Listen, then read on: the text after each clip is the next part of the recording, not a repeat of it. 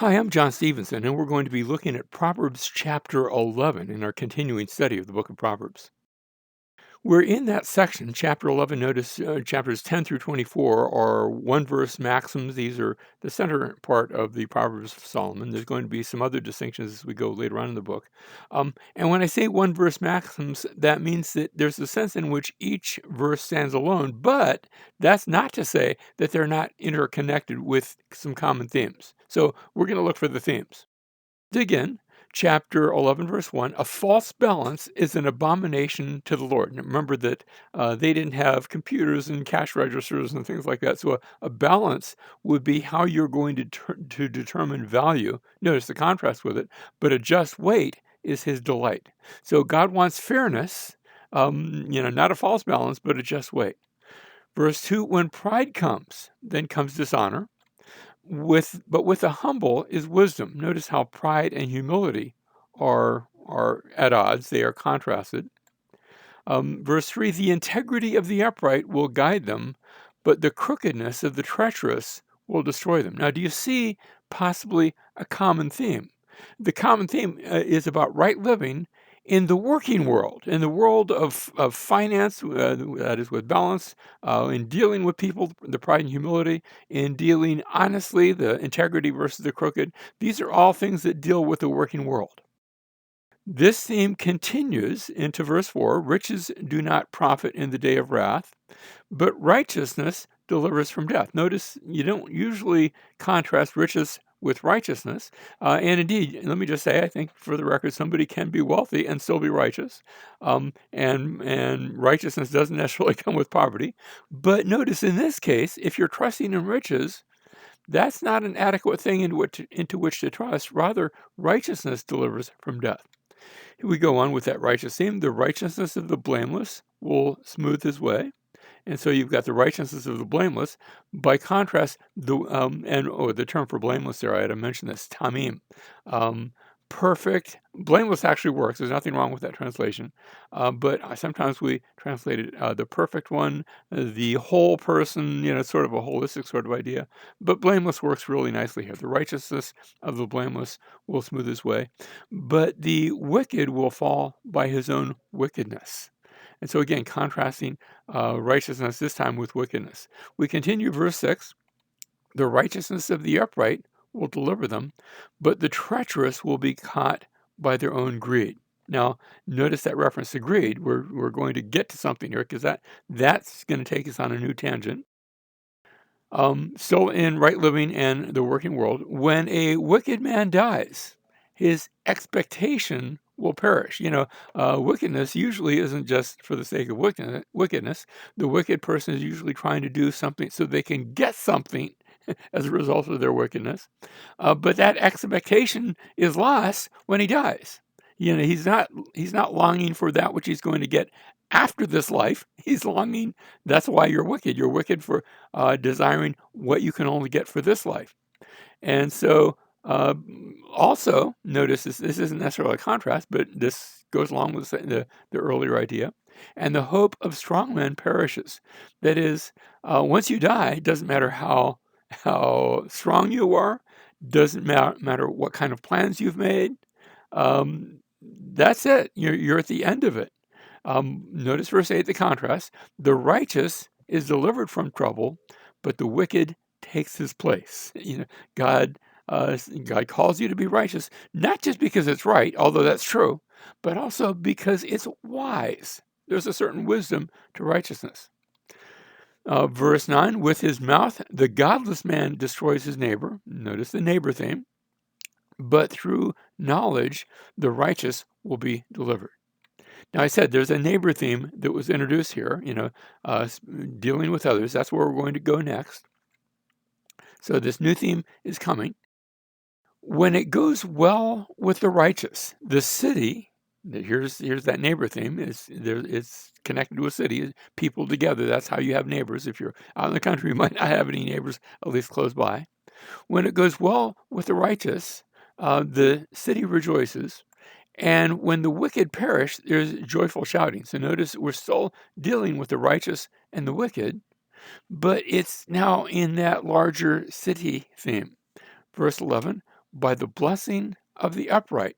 A city, remember we talked about the city back in verse 10. Here's the city again. By the blessing of the upright, a city is exalted, but by the mouth of the wicked, it is torn down. So righteousness exalts not just people, but collections of people, groups of people. We're used to thinking in terms of an individualistic society. That's actually two terms that are almost contradiction in terms. Individual and society. Wait a minute, make up your mind. Are you talking about an individual, a person by himself, or are you talking about society, a group of people? Um, and sometimes we try to picture a society that's very individualistic. It's like a non-societal society. But here, the focus is upon the collection of people, how it goes well for all. Righteousness doesn't just bless the individual; it blesses the group as a result. Verse 12: He who despises his neighbor. Now we're onto that neighbor theme because that's part of being a city.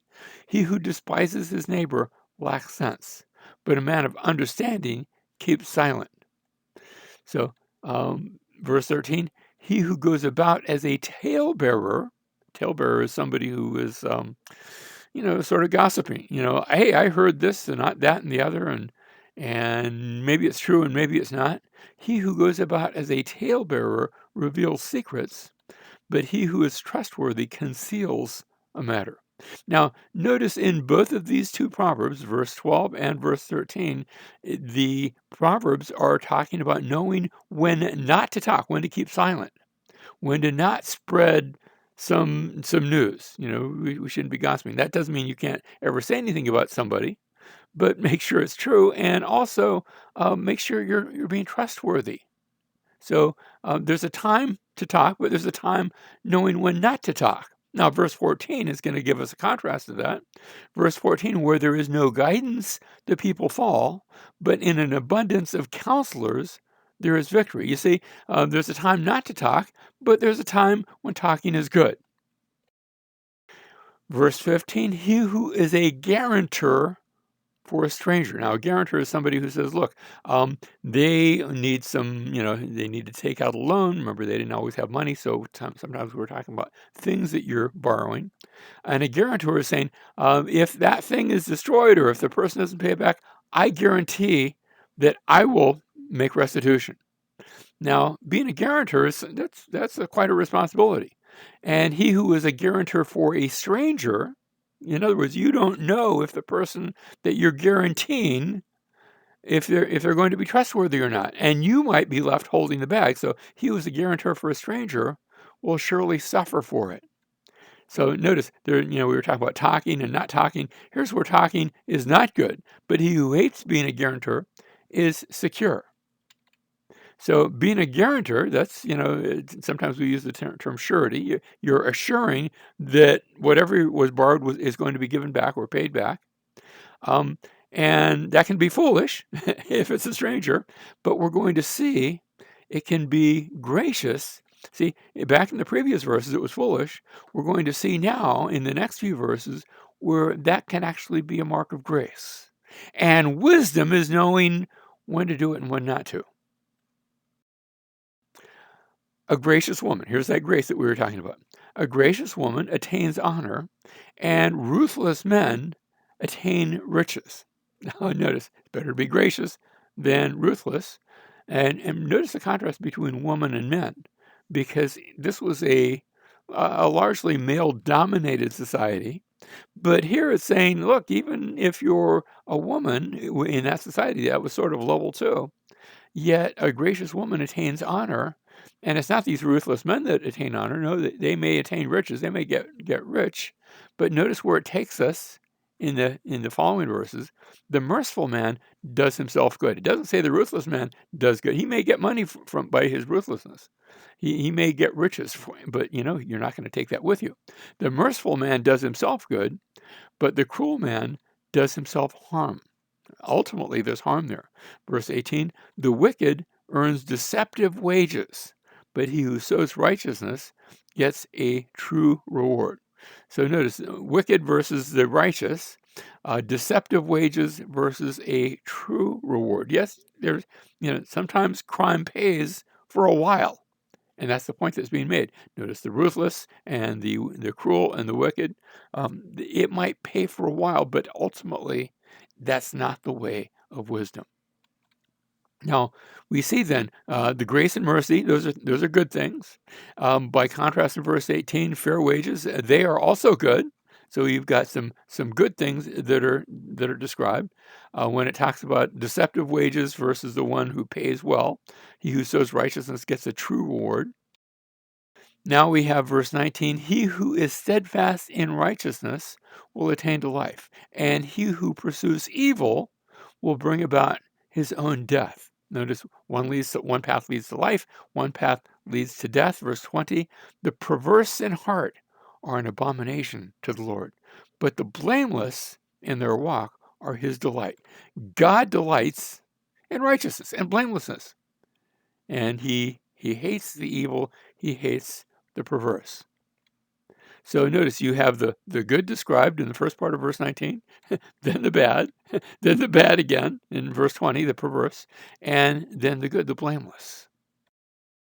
Next, we come to verse 21. Assuredly, the evil man, and by the way, when it says assuredly, there's a figure of speech there, yad yalat.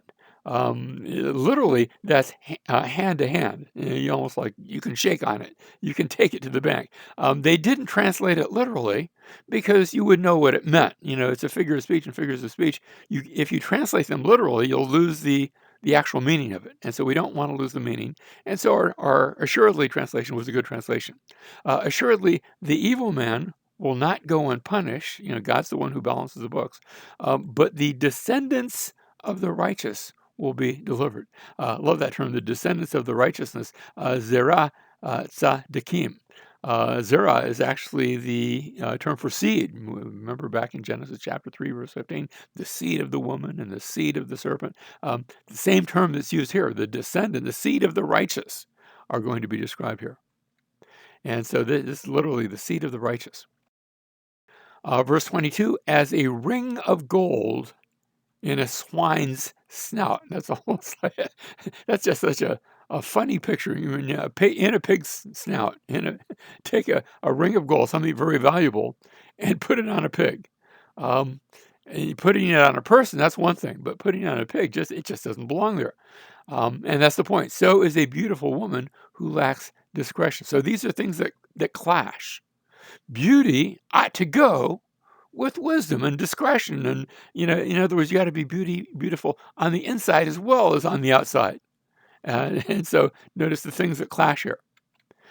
So verse 16 talked about a gracious woman with honor. Now we have here in verse 22 a beautiful woman without discretion. Verse 23, the desire of the righteous is only good.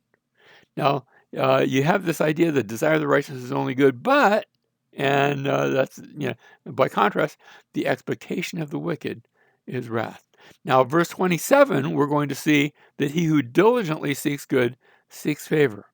So notice the good and the good are sort of bookends to this section of chapter 11. So you have the good, but also we're going to see the good in verse 27. So hold your horses, we're headed in that direction. Verse 24, there is one who scatters and yet increases all the more. Now the idea of scattering, depending on the context, that could be a not so good thing, but here I would suggest that it's speaking of generosity. Not scattering in a bad thing, but in other words, you've been blessed of God, you're scattering your blessings.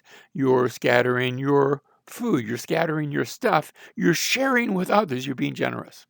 There's one who scatters and yet increases all the more. Think about it. If you give away things, are you losing them? Well, yes, maybe for a time, but notice, yet increases all the more. Blessings have a way of coming back. And then there's one who withholds what is justly due. Now, justly due, that's something that, you owe somebody. Maybe they work for you and you owe them a fair wage, and yet you don't give it. And here's the one who withholds what is justly due. You think, well, he's going to have more as a result, and yet it results only in want. And so notice the dichotomy between these two. You would think somebody who scatters, who gives this stuff away, his wealth, his riches, his possessions, and yet instead he increases. And here's the one who he won't even pay what's justly due. not he's the polar opposite of the generous man. He's the stingy man, and yet it results only in want. Verse 25, continuing the same idea. So there's that stingy person. Verse 25, the generous man will be prosperous. This is saying sort of the same thing, but in different words. And he who waters will himself be watered. That's still a picture of the generous man. The Hebrew there, the nefesh barakah. Actually, we could render that the soul who blesses. Nefesh is our regular word for soul, but it also indicates the person here. So the blessing soul, the generous man works. It captures the idea. And he who waters will himself be watered. Like I said, that's another way of saying the same thing. He who withholds, notice the contrast. He who withholds grain, the people will curse him. That's possibly part of what, here he withholds what's justly due, and yet, he gets a curse from the people. When things go bad for him, people aren't so apt to help him out because he has done them poorly. He who withholds grain, the people will curse him, but blessing will be on the head of him who sells it. Now, remember that selling, they didn't use money necessarily. A lot of what they did was through barter. But the idea when you're selling something, when you're actually doing that, when you're engaging with business someone, and there's giving and taking, and so there's a societal thing at work that brings a blessing on everyone. And that's the point here. The blessing will be on him who sells it, as opposed to the one who's just stingy. I just want my own stuff. I don't want to deal with anyone else. He who diligently seeks good seeks favor, but he who seeks evil will come to him. He who trusts in his riches will fall, but the righteous will flourish like the green leaf. So notice, if you're seeking evil, that's good. If you're righteous, that's good. Trusting in your riches, seeking evil isn't. Verse 29, he who troubles his own house will inherit wind, and the foolish will be servant to the wise-hearted. There's another, actually, it's a figure of speech that does translate. What they've done here is they've given us a very exact translation. Lachacham, love is literally the wise of heart. That actually works in English just like it works in Hebrew. And the point is that you seek evil, you do bad. Notice he who troubles in his own house, instead of inheriting descendants who love him, it's just descending. You're just inheriting wind. You're inheriting nothing. And so the way of wisdom is also the way of good and the way of righteousness. We continue in verse 30. The fruit of the righteous is a tree of life. Now that just takes us all the way back to Genesis chapter 2, where there actually was in the Garden of Eden a tree of life. And so using that as an analogy, remember, we're not taking this literally, but there's a sense in which, just like there was a fruit back then that they could eat and they could live, that being righteous is like a fruit where you can take and eat and live. And then notice the rest of verse 30. And he who is wise wins souls. Now that's an interesting figure of speech. The lachach nefeshot, nefeshot. Our own old friend nefesh, the soul or life that we just saw in the previous verse. He who is wise actually takes lives or takes souls. That's an interesting phrase because usually it refers to taking lives in a negative sense. But in this case, it's rather ironic because it's not talking about he who is wise takes lives in a negative sense, but rather he captures lives to save them, to do good to them. Instead of being a tree of death, he's a tree of life to them. And then verse 31, if the righteous will be rewarded in the earth, or in the land, you could say, how much more, notice it's a proverb from the lesser to the greater, if the righteous will be rewarded in the earth, and they will be, then how much more the wicked and the sinner? Righteousness is its own reward, and in a sense, wickedness and sinfulness, they lead to their own reward as well, and it's not a good one. That's the point. So you have the wicked and the sinner. Notice the righteous will be rewarded here in the land. How much more the wicked and the sinners will receive their just rewards. And this calls to mind something that Jesus said, John chapter 5, verse 24. Truly, truly, I say to you, he who hears my word and believes him who sent me has eternal life. Notice this, we talked about the one taking lives or saving lives. Jesus is speaking of the same thing. He who believes him who sent me, that is, believing God, has eternal life and does not come into judgment. There is a judgment coming. But we can be assured in the face of that judgment if we trust in him and follow him, but is passed out of death into life.